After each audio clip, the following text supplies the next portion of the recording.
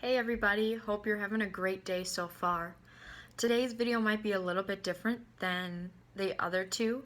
Rather than kind of like a short mini sermon, I really have, it's not a poem, but it's really like a paragraph that God really put on my heart and inspired me to write probably about 6 months ago. And it just talks about love, perfect love. So I hope it encourages you today. The older I get, the faster time seems to move. And quite often, that thought brings me to tears. Some may call that emotional, but I really think of it more as deeply reflective. I get overwhelmed by the love that I have for Dan, by the love that I have for my family, for my friends, for my students at work, even for my pets, and so much more. The fact that this life is only temporary is an extremely sobering thought. Life is so precious, and I'm continually learning how to cherish each moment of it.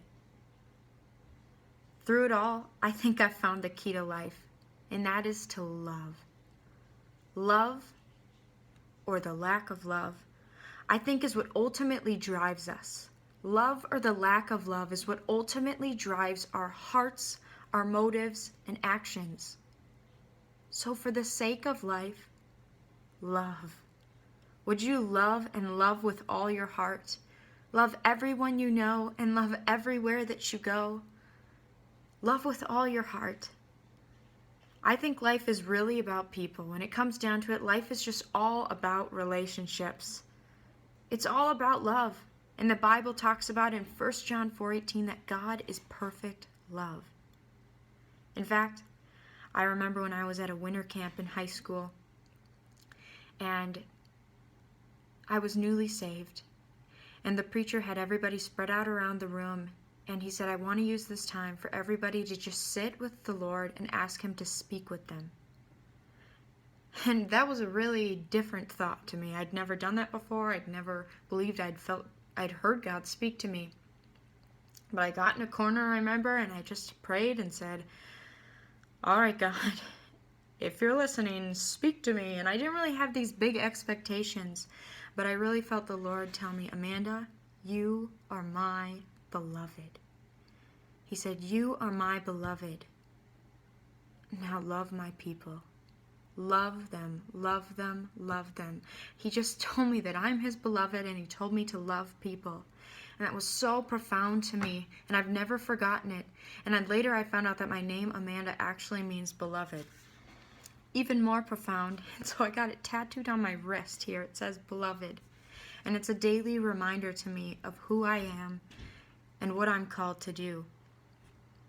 So when this precious life of mine draws to a close, I'm at peace knowing where I'm going.